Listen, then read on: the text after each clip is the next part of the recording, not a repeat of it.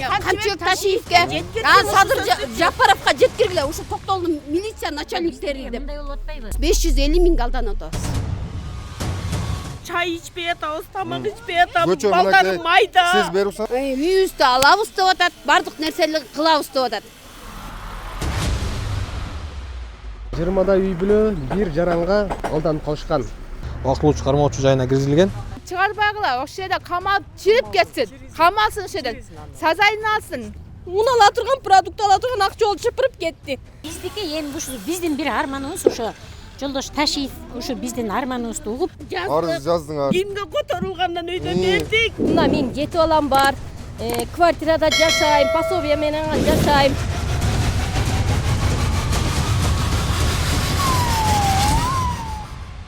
Бир үй бүлөдөн 3 адам алданса, экинчи үй бүлөдө бир аял күйөөм билбейт, 6 балам бар эле деп зар акшап турган чагы. Дээрлик Токтогул районунда 20 үй бүлө бир жаранга кредит алып берип, акча көбөйтүп берет деген үмүттө алданып калышкан.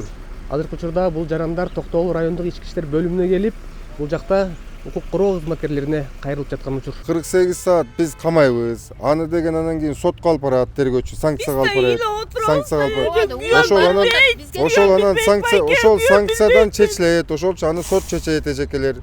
Аны тергөө санкцияга алып барат. 50 миң алып атпай, биз семьябыз менен алданып атабыз. Мен күйөөм билбей алгандачы. Омайла кол эмете алданып кетет, алдын тили ширин. Сиздерди да алдап кетпей келдик.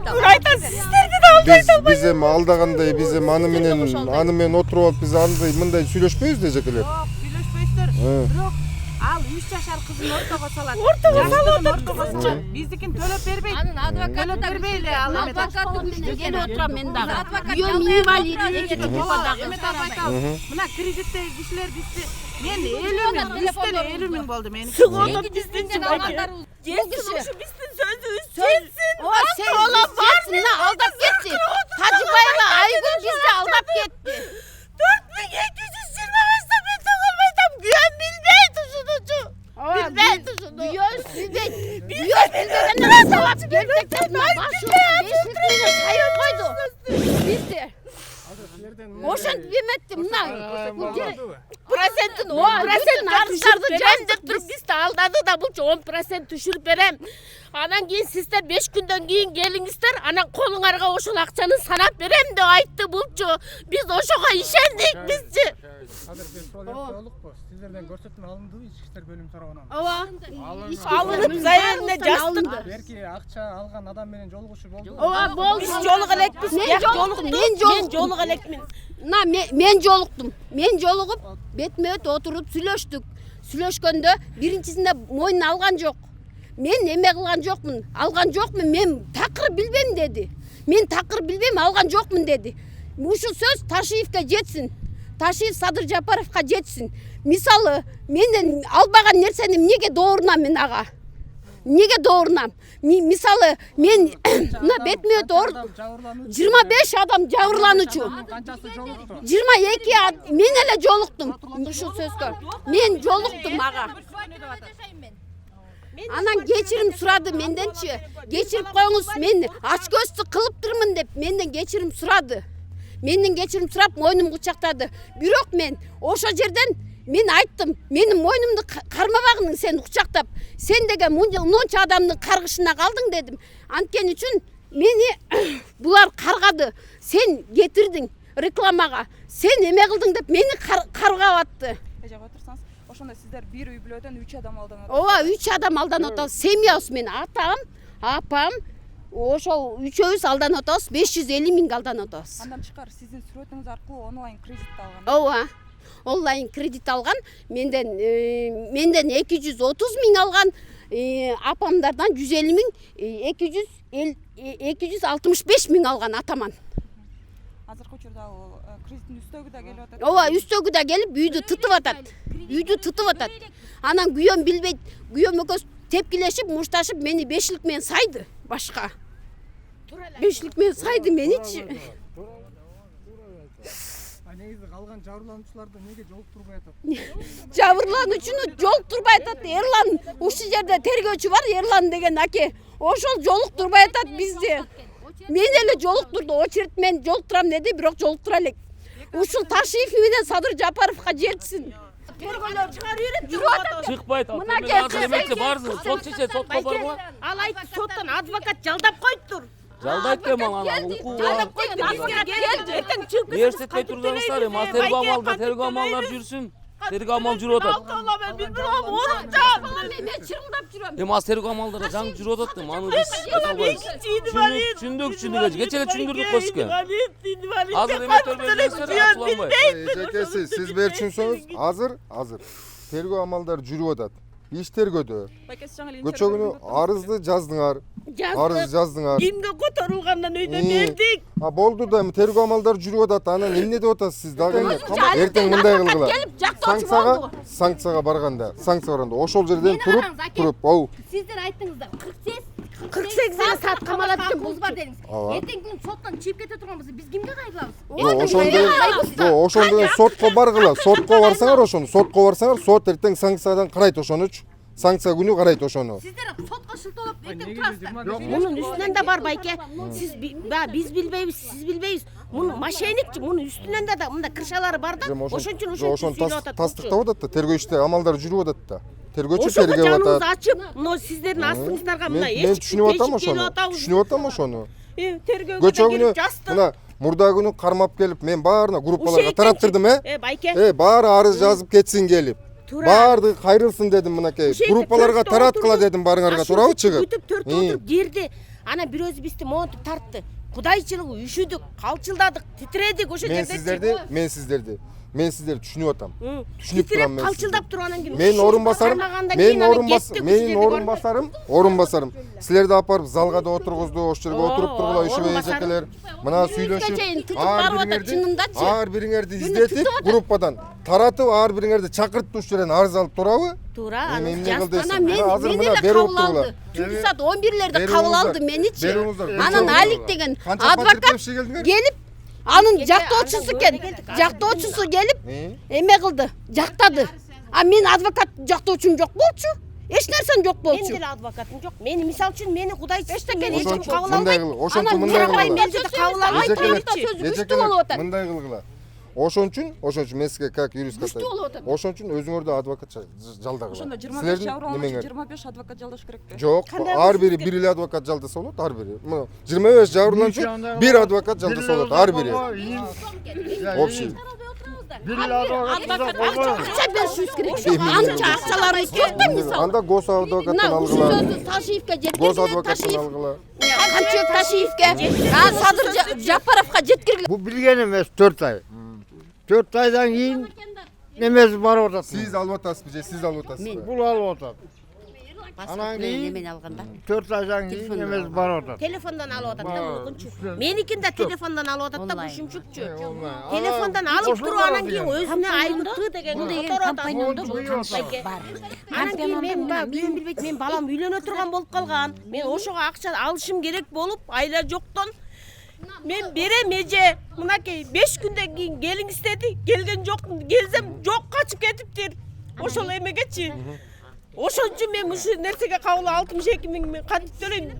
Бүгүн да чалды, магачы бүгүн да чалды мынакей. Мындай да. Азыр тергөө жүрүп аткан тергөөнүн алкагында төлөп бериш керек ал сизгечи. Эми аны деген ага жете элек да пока тергөө же. Күйөөм инвалид 2-группадагы. Ушу менен самсалап келип түнкү саат 11-де жолугуштум. Мындай туура түшүнсөңөр силер дагы. Жолугуштум дагы. Туура түшүнүңүзөрчү. Жолукканда адвокаты күчтүү экен, адвокаты эметип кетти. Мен алган эмесмин депчи. Ошол жерде молбо койду. Экинчисинде дагы эс алып кирдим эле, мойнум кучактап ыйлады, кечирип коюңуз, мен ач көздүк кылыптырмын деди. Мойнуна алды. Биздики эми ушу биздин бир арманыбыз ошо Жолдош Ташиев ушу биздин арманыбызды угуп, ушуларды угуп, үйүбүздү алып калганга аракет кылып, ушундай бизге бир кичине көңүл буруп койгон суранабыз аябай. Биз ушундай акалда аябай турабыз да. Себеби биз карапайым эл экенбиз, эчтеке кыла албайбыз колубуздан. Төлөй албай атабыз, тиги проценти өсүп кетет деп атат. Биз ага чыдай албайбыз. Чыдай албай ушундай акалда калып атабыз. Ташиевке ушу сөзүбүз Ташиевке жетсин. Мошенниктерди жол бербей кармасак. Айнанан калайык кал, алданбагыла. Мен кемпирим алданды. Мен 15 миңге алдандым. колунан эмес мына мен алып берем дегенмин. Эми ушу алданба могу бала чакасы баары ыйлап атат могу. Жаш келиндер бүттү. Үйүндө багары жок. Бүт камап коюп келип атат үйүнө. Ушуну түшүнсөңөр. Айнайындар. Мына калай калк. Журт ташип ушуларды чечкиле. Президент бол. Эл кыйналып атат биякта. Мошенниктерден. Шектинин аты жөнүн толуктап айтып коюңуз. Тажибаева Айгүл, Мүлкүмжанова. Мүлкө тоғыз жашайт.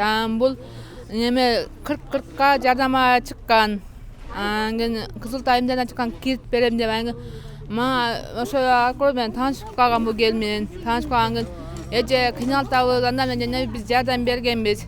Колдон эче ичиңиздин коюңузга кирип, неме эже мен балам чарчап калды, ошентип мен өзүм экинчи группада инвалидмин. 2 балам бар, квартирада отурам, азыр жегенге наным жок. Жегенге наным жок. Мынадан карызым, ошон айынан мен мынадан 20 мың карызымна келдим. Аркама доолап жүрөт. Кандай акысы бар? Менен 40 миң алган, 40 миң ошо наличие алган. Анан кийин неме кылып, балам чарчап калды, ошо ичинеме керекчи алган, ошону берип 26 миңге ошо акчам кайтарып берсин. Ушу сөзүм Ташиев менен неме Садыр Жапаров менен Ташиевке жетсин. Ошон жазайын алсын. Ошо жерден чыкпасын. Инвалидти да алдап Мен да алдады. Мен 2 балам бар. Квартирада турам. Квартирага 5 миң төгөм. Азыр аны төкпөсө мен чыгасыз жатат. Мен пенсиямды да токтотуп койду ошон айынан. Азыр мен кака барам, мен эч жака бара албайм. кармап келди. Ана бала кармап келди. Азыр мен документтерим бүт жок. Күйөөм алып ошо Тажибаева Айгүлдө. Метрикамы бүт, күйөөм метрикасын алган ошо да Тажибаева. Ошо мен жолуктурган, мен жолугайын. Кандай адам, эгерсе мен чоңуна чейин барамын. Чоңуна чейин барып барып арызданамын. Ташиевке сөзүм жетсин мен. Азыр 2 балам үйдө зыркырап ыйлап отурат. Жегенге наным жок отурам мен. Мына келинден 20 миң карызмын. Берсин акчамды, таап берсин, атамасан таап берсин. Ушу сөзүм Ташиев менен Жапаровго жетсин. Калай калк, алданбагыла. Эже мына апаларды алданып отурат. Тажибаева Айгүлдү сазайын берге, каматтан чыкпасын, ошо жерден чирip өссүн. Токтогул районунун Белалды айылынын жашоочуларыбыз. Биз азыр абдисиор болуп калдык. Мен 6 балам бар. Мен өзүм алган бесим кайныма алдыргам. Аны мен өзүм төлөп атам. Азыркы күндө тынбай чалып атат бизге. Биз буну да таппай калбакпыз. Телефонум жок десе, бушу телефонду да берген. Ушу телефон аркылуу буну таап участкаларга бердик. Ушундан улам карматып атабыз буну. Кармасак дагы жолукпайт бизге. Бизге тынбай ушу кредиттен кишилер чалып атат. 10%тен берем деди, 10%тин эмеси деле жок бизгечи. Бир алып берген акчабыздын 1 сому да жок. 10%ке түшүрмөк турдунчу. Эми бизге тынбай кредиттен кишилер барып атат. Биз аны кантип төлөйбүз? Үстү болсо өзүп атат.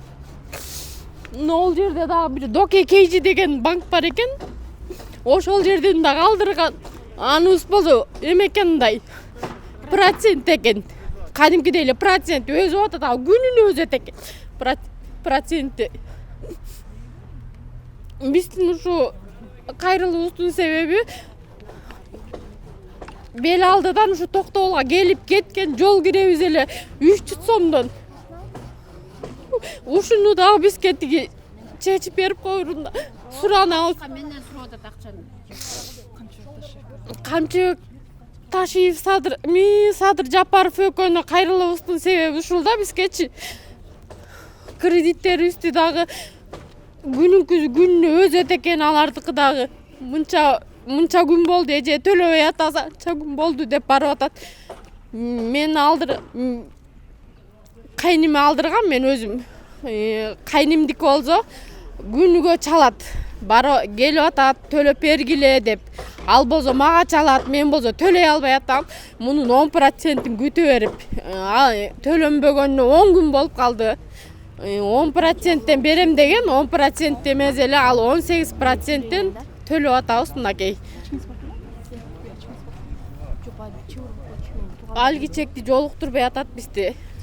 Ошо биз келип ушул жерге ушу телефон аркылуу гана ушул кызды таап калдык. Айгүл Тажыбаева деген бизди сыска отургузган ушу Айгүл Тажыбаева да ошо мага айтты, эже ушул телефондун ичиндегилерин бүттүгүн өчүрүп коюңуз деп. Мен ойлодум, мен анын телефонун алып алсам, мага акчаны берже кредитти. Мен бул телефонду андан эмнеге алайын? Кой өзүнө эле берейин дедим да. Анын ичиндегилерин өчүргөн эмесмин. Ушунун ичинен апасынын паспорту чыгып атат, өзүнүн паспорту чыгып атат, күйөөсүнүкү чыгып атат, ЗАГСылар чыгып атат. Ушул элдерге берген кредит алып берем деп паспортторун бүт ушул телефонго сактаптыр. Бүттү ушундан чыгып атат да. Биз ошо телефонду өчкөн күнү эле ушул жерге келдик. Кечинде заявление жазалы дедик. Алар айтышты бизге эме деп. Эже чогулуп алып, акыл эзиңиздерди жыйнап алып анан жазыңыздар деди. Биз акыл эзибизди жыйнакчы бул сыртка чыгып кетсечи, биз эме сырттарды ошо опер группасын айтып жаптыртып коебуз деди да. Ошонун негизинде анан кийин шайлоо болуп калды.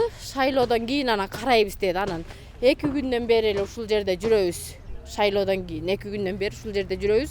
Бирок бизди жолуктура элек биринчи жазган бир кызды жолуктурду. Андан кийин киребиз анан менин дагы бир абызыным бар, ошол экөөбүз жазганбыз. Андан кийин жолук элек биз алги чекти. Бизге болсо кече эме деди, 25 декабрга чейин жолугушу бүтөт, ошого чейин жолуктурабыз деп койду. Ага чейин эч тыянак жок. Мен bir şey koyayım ha. Şu bizi korkusu başlarız. Sadır Japarov, Akılbek Japarov, Kamçıbek Taşıyevler. Bizdeler o korku ballarına narazısız çok. Karmap geldi aeroporttan kaçıp geletken yerinden. Bularga da rahmat айтсак болот. Bu балдарга да рахмат. Элди коргоо үчүн ушуну кылып атат кызматты. Эми сиздер ушу жабырлануучу ушекте ыйлап отурган эне аталуу, бала чакалуу бүт жаш баласы менен экен, жаш элмет экен. Ушуларды колдоп бир чараңарды көрүп жардам кылып коюңуздарды биз сиздерден суранабыз. Урматтуу көрүүчүлөр, бизге кайрылган жарандар бул жерден азыр Камчыбек Ташиевке, Садыр Жапыровго түз кайрылуу кылып, андан тышкары шектүү жаран Токтогул райондук сотуна кеткендиктен баш коргоо чарасын билүү үчүн жабырлануучулар дагы ал жакты көздөй азыр бараткан чагы.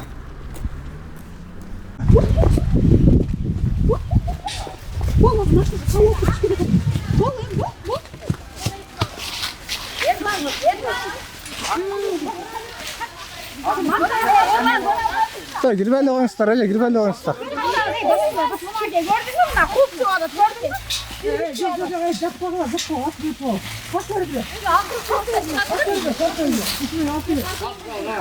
Ele taktör, ben katırmaya taksın. Şunay satır bizler bekleyiz. Buna bizi kalasın.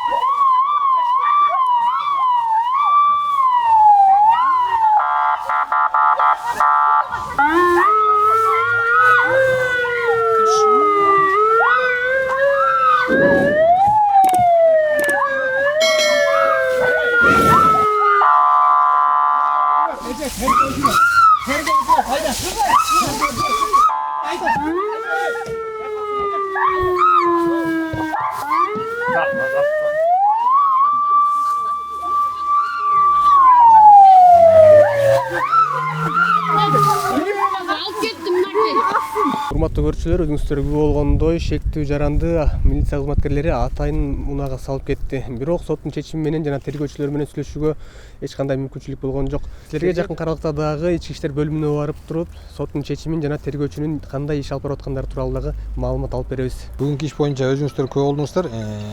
Токтогул райондук иштер бөлүмүнө Токтогул шаарынын тургундарынан 14 адам алдамчылык фактысы боюнча арыз менен кайрылган. Ал арыздар боюнча Токтогул райондук иштер бөлүмүнүн маалымат электрондук журналына каттап алынып, ошол эле күнү Кыргыз Республикасынын кылмыш жаза кодексинин 290-бир менен алдамчылык фактысы менен кылмыш иштери козголгон. Ал кылмыш боюнча шектүү катары бизге Нокен районунун тургуну 2000-жылы туулган Айгүл аттуу жаран Бишкек шаарына качып кеткендиктен Токтогул райондук иштер бөлүмүнүн кылмыш иликтөө бөлүмүнүн кызматкерлери тарабынан кармалып келинип 21-октябрь 2024-жылдын Бишкек шаарынан кармалып келинди. Тергөө бөлүмүнө камсыз кылынгандыктан ал бизде шектүү катары өтүп 21-октябрь кечки саат 9-да Кыргыз Республикасынын кылмыш жаза процессуалдык кодексинин 96-97 берилген талаптарына ылайык убактылуучу кармоочу жайына киргизилген. Анын айыбы угузулуп, бүгүнкү күндө Токтогул райондук сотуна бөгөт коюу чарасын тандоо үчүн, тактап айтканда камакка алуу үчүн 2 айлык мөөнөткө Токтогул райондук сотунун тергөө судьясына жеткирилди. Токтогул райондук сотунун тергөө судьясы тарабынан Айгүлдүн бөгөт коюу чарасы биздин өтүнүчтү жарым жартылай канааттандыруу менен 14 күндүк мөөнөткө камак түрүн тандап берди. Азыркы учурда тергөө аракеттери жүрүүдө. Кошумча маалымат болсо дагы билдиребиз. Жалпысынан бүгүнкү күндө бул кылмыш иши боюнча 14 жабырлануучубуз бар. Бардыгы суралып атабы? 14 жабырлануучу толук кандуу суракка алынган. Бүгүнкү күндө бөгөт коюу чарасы тандалып бүттү. Мындан ары дагы тергөө мөөнөтүнүн мыйзамда көрсөтүлгөн мөөнөтү аяктаганга чейин толук кандуу суралып, тергөө иши бүткөндөн кийин соттук кароого жөнөтүлөт.